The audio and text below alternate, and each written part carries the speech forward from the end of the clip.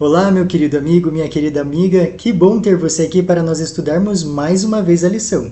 Olha só, você pode estar notando que está um pouquinho diferente o cenário, a gravação, mas graças a Deus nada impede a gente de ler e estudar a lição, ok? Então hoje não vai ser diferente. Vamos então começar o nosso estudo com uma oração? Querido Pai que estás nos céus, muito obrigado por tudo que o Senhor tem feito por nós. Agradecemos a oportunidade de estar estudando a Sua palavra e pedimos que o Senhor se faça presente para que possamos entender o que o Senhor tem a nos dizer. É isso que te pedimos e desde já agradecemos. Em nome de Jesus. Amém. Olha só, deixa eu colocar aqui o título da semana. Aí, a fonte da vida.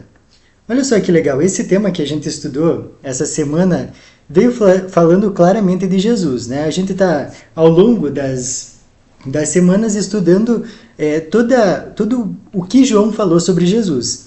E hoje não vai ser diferente, né? A lição dessa semana não vai ser diferente. E a gente vai começar pelo nosso verso. Olha só que legal que está escrito aí no nosso verso. Respondeu-lhe Jesus: Eu sou o caminho e a verdade e a vida. Ninguém vem ao Pai senão por mim. Olha só que legal. Quando a gente para prestar atenção nesse verso, é muito interessante que João descreve Jesus como eu sou, né?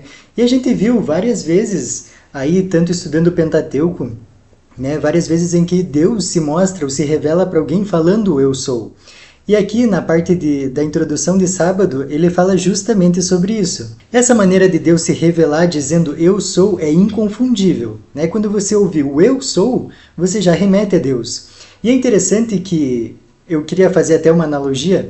Teve uma vez que eu fui num congresso de treinamento de desbravadores ali no Colégio Adventista de Paranaguá.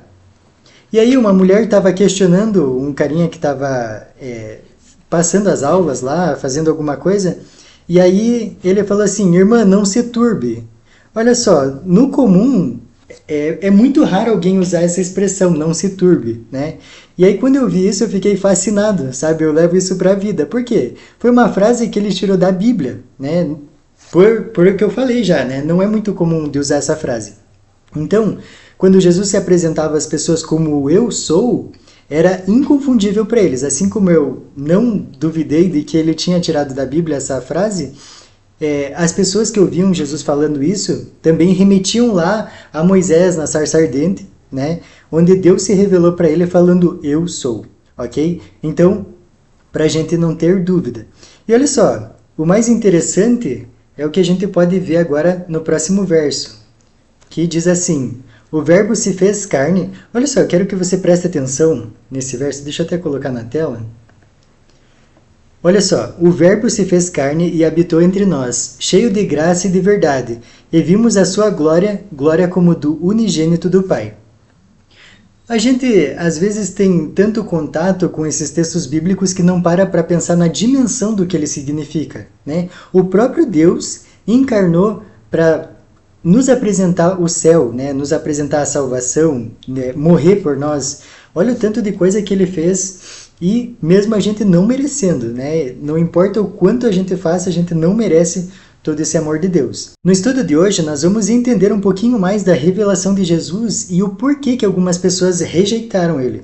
Como eu já falei lá no início, nós esse trimestre estamos vendo isso, né? Tanto Jesus se revelando e pessoas rejeitando. E aqui na lição eu achei interessante que ela traz 2 pontos de total estudo, de total atenção que a gente vai ter. O primeiro é para a gente evitar os erros que eles cometeram, né? Quando a gente não estuda a história, não sabe o que aconteceu, é fácil a gente tomar o mesmo erro. Então, por isso que é importante a gente estudar, principalmente a Bíblia, para a gente não errar de novo, né? Ou errar na nossa vez, né? E o segundo ponto que eu acho extremamente importante que a lição traz para a gente também é alcançar aqueles que correm o mesmo risco, ou seja, aquelas pessoas que, da mesma forma que os fariseus, que outras pessoas que negaram Jesus, elas estão fazendo a mesma coisa hoje, né? Então, é isso que nós vamos estudar essa semana. Olha só, esse daqui é o título de domingo. Deixa eu colocar aqui. O título de domingo é A Vida Estava Nele. Então nós vamos estudar um pouquinho mais sobre a vida. É interessante que a lição trouxe várias curiosidades sobre a palavra vida, e é o que a gente vai ver na sequência, Olha só, deixa eu passar aqui. A palavra vida aparece 36 vezes.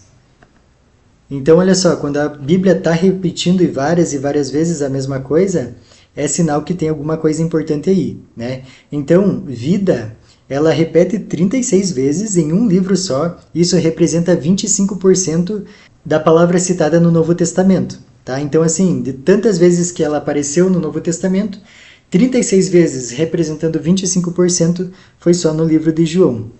E é interessante que aqui a vida, essa palavra vida também está ligada à salvação, tá? Então não é só vida no sentido que a gente conhece, mas também salvação. E olha só, diante dessas informações a gente vai responder algumas perguntas. Eu vou passar aqui para a gente responder, tá? Olha só, por que Jesus veio a este mundo? É uma pergunta que a gente acha muito óbvia, né? Nós conseguiríamos responder sem pensar duas vezes. Veio para nos salvar, veio para morrer por nós, mas nós vamos ler alguns versos, tá? E o verso que a lição traz para nós é essa seção aí.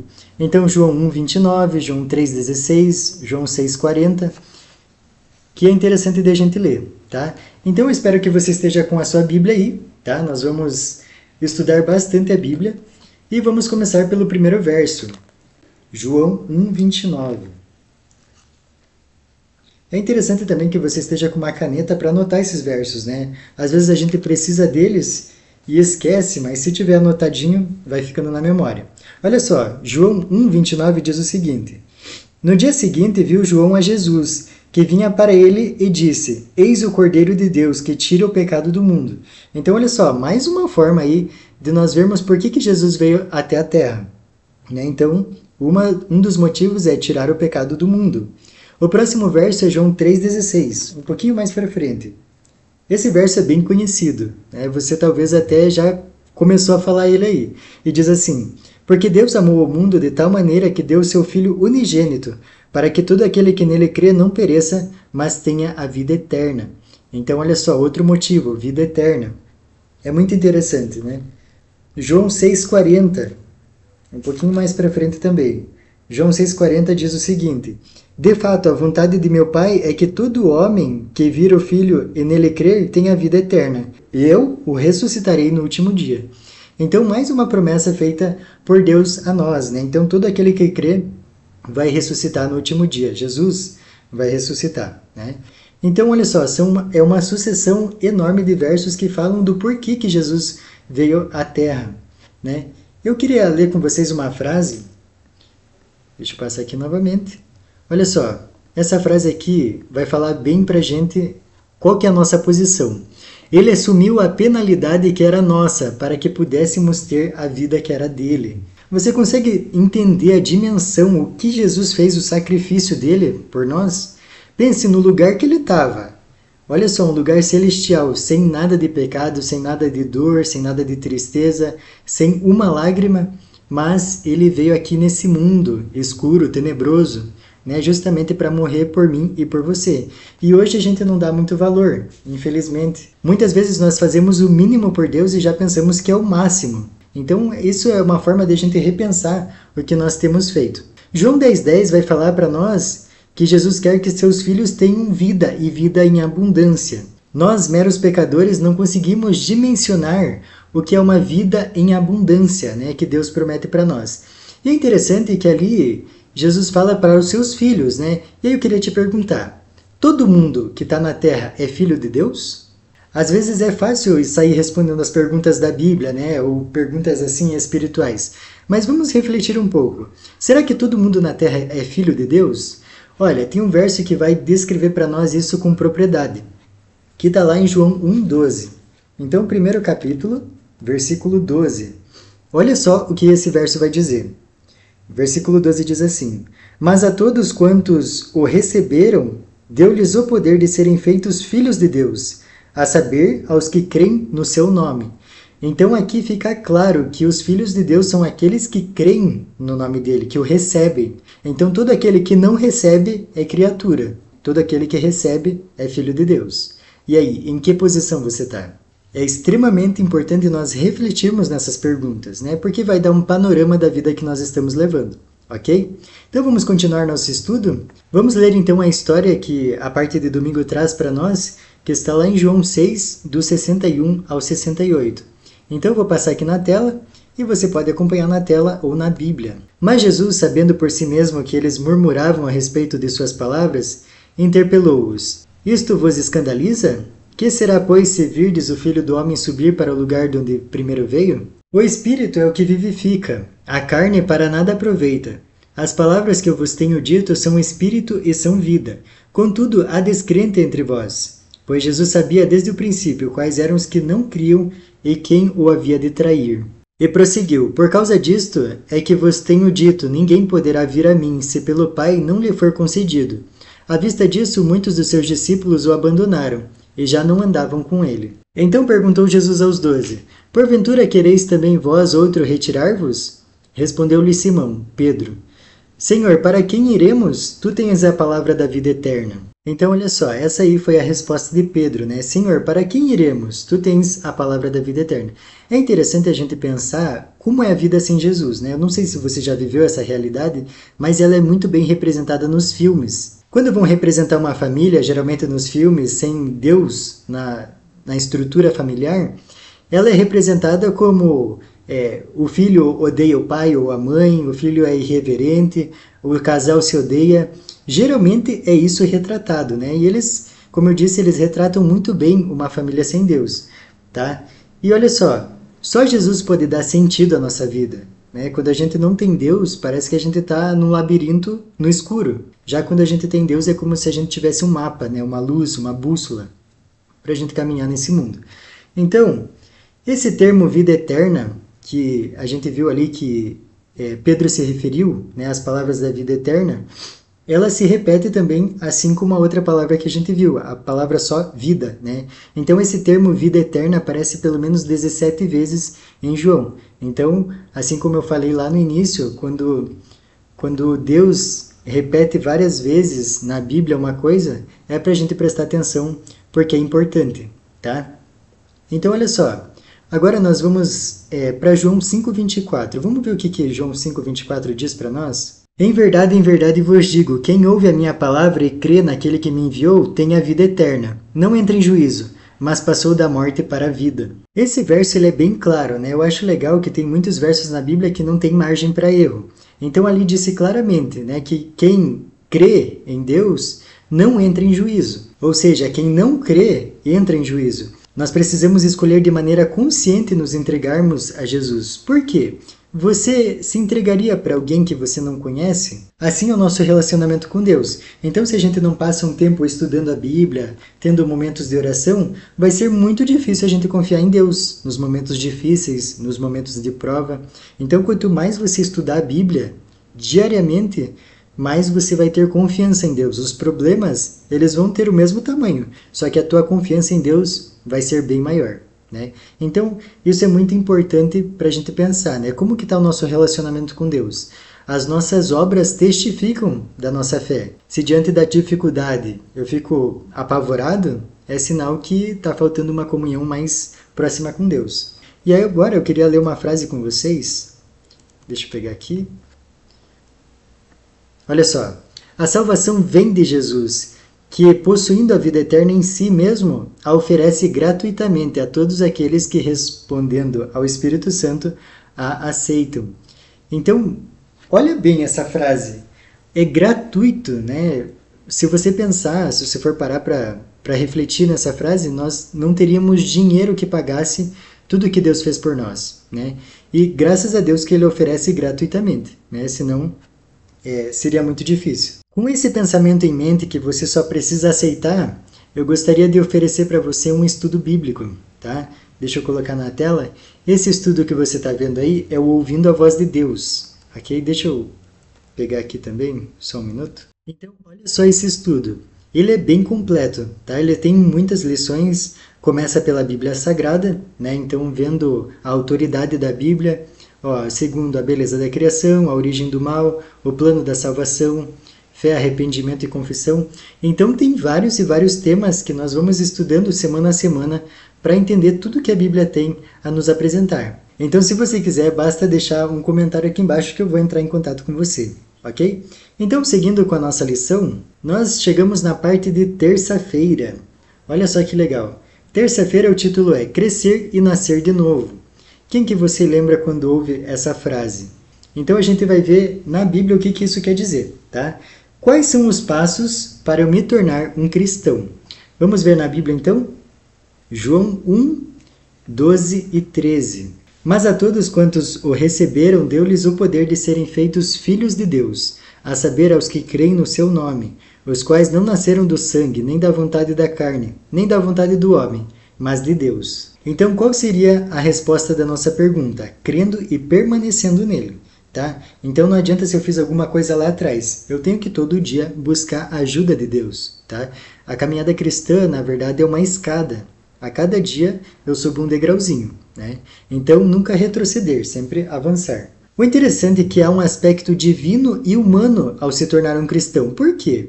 Porque a parte do humano é se entregar para Deus. E a parte de Deus é regenerar o coração humano. Então, olha só que interessante. Muitas pessoas, você pode ter ouvido já testemunhos de pessoas que foram transformadas por se entregarem de corpo e alma para Deus. Né? Nós podemos ver pessoas, por exemplo, assassinos, bêbados, né? Uma infinidade de pessoas, adúlteros, que quando se entregaram para Deus foram transformados, como nós dizemos, da água para o vinho. Né? Então, esse é o poder que Deus efetua, mas basta que nós permitamos. Por isso que todo dia ao acordar, você tem que se entregar para Deus. Tá? Faz uma oração, começa seu dia já lá em cima. Presta atenção nessa frase que eu vou colocar na tela. Olha só. Para ter verdadeira e inabalável fé em Cristo, precisamos conhecê-lo assim como é representado na sua palavra. Você já leu O Grande Conflito? No Grande Conflito, se você não leu, se você leu, você vai lembrar. É interessante porque ali traz muitas histórias de mártires, então pessoas que davam a vida pela Bíblia.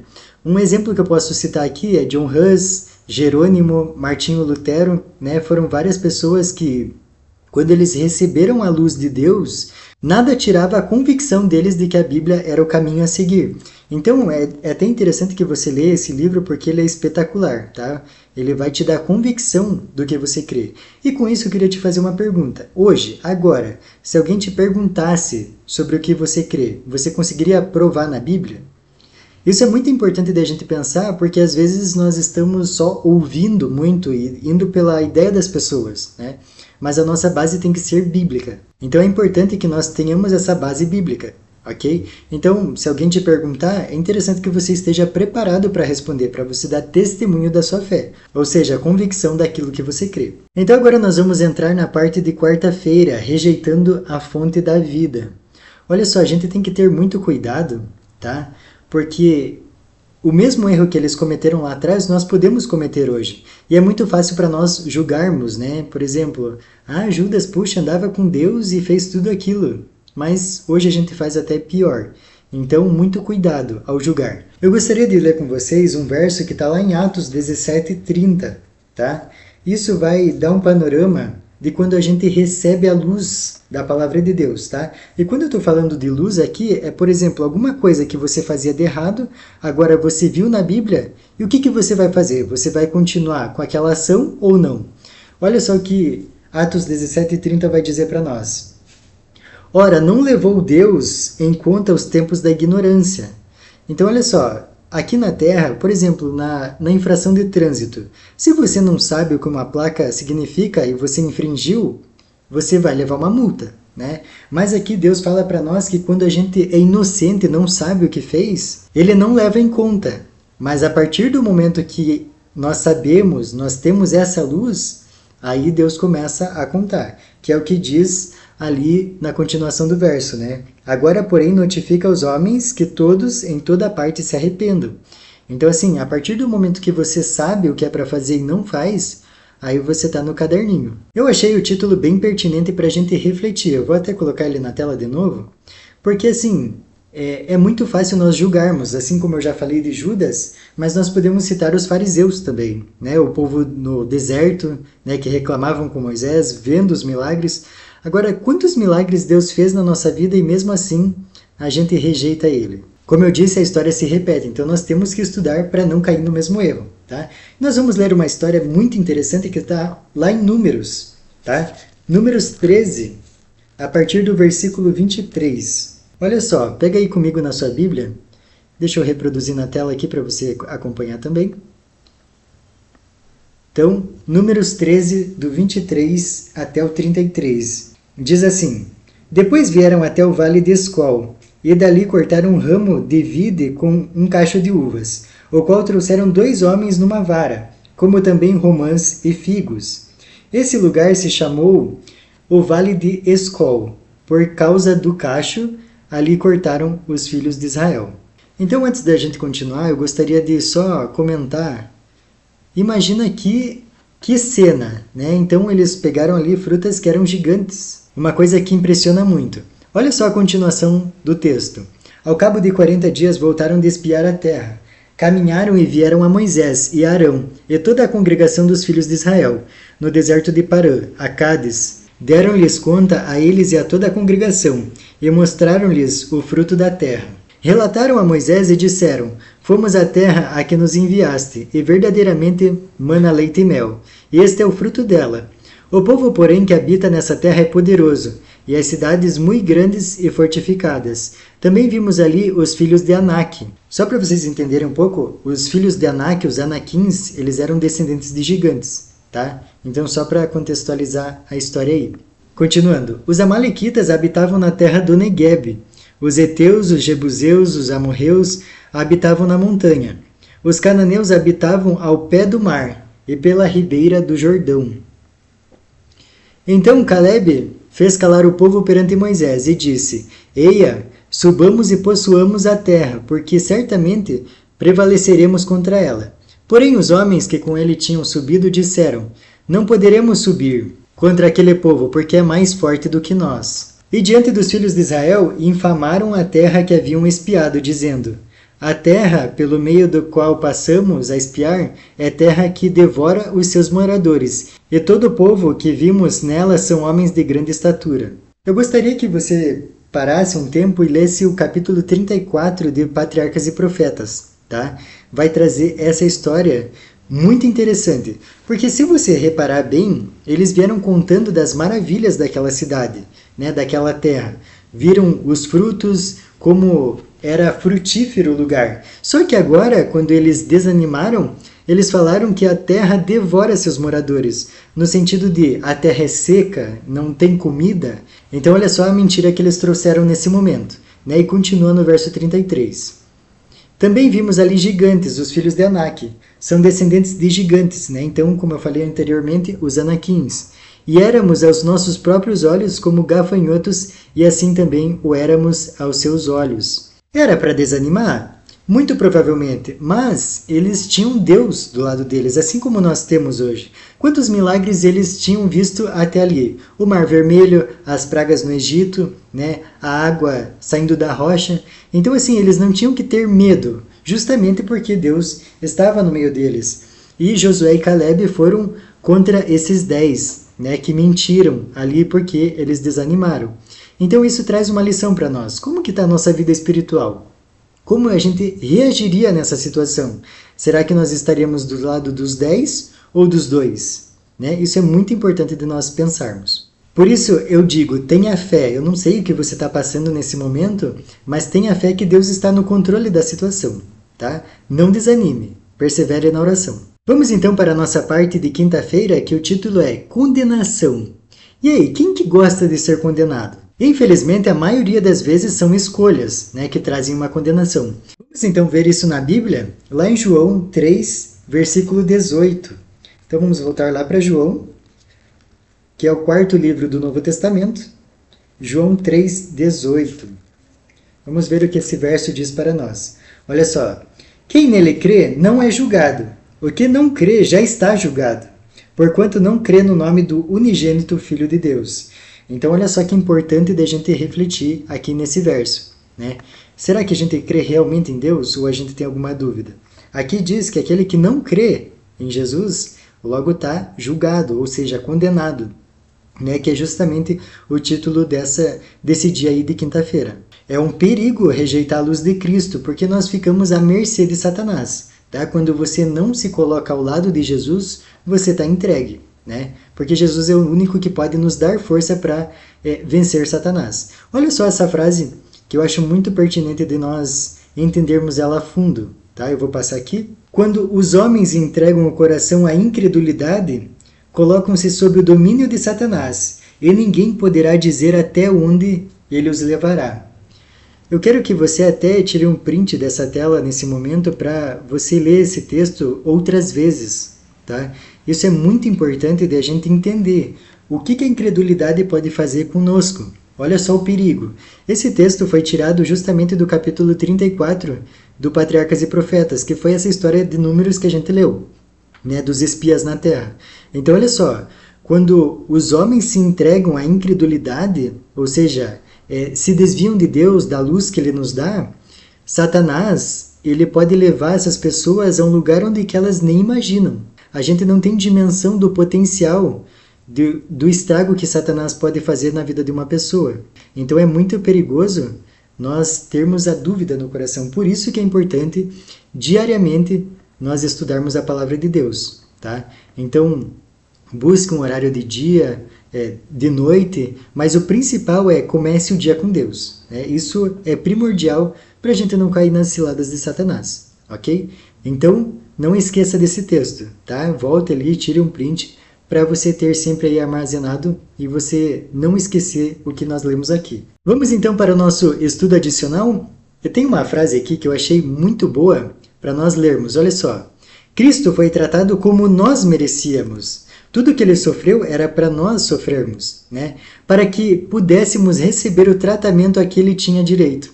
Olha só, então ele trocou de lugar conosco. E continua. Foi condenado pelos nossos pecados, nos quais não tinha participação, para que fôssemos justificados por sua justiça, na qual não tínhamos parte. Sofreu a morte que era nossa, para que recebêssemos a vida que era dele. Olha só, é o que eu sempre digo, quando alguma situação está muito na nossa rotina, a gente não dá o devido valor que aquilo merece. Né? Por exemplo, Jesus morreu por mim. Tudo bem, ele morreu, está tudo certo, tenho salvação. Mas se a gente parar para refletir em tudo que ele sofreu, tudo que ele passou, para nós termos a vida eterna hoje, a gente ia pensar mais vezes. Por isso, meu apelo para você nesse dia é: reflita em tudo que Deus fez por você, tantos milagres que ele já operou na sua vida. E, como eu sempre digo, eu te espero no próximo estudo. Até semana que vem.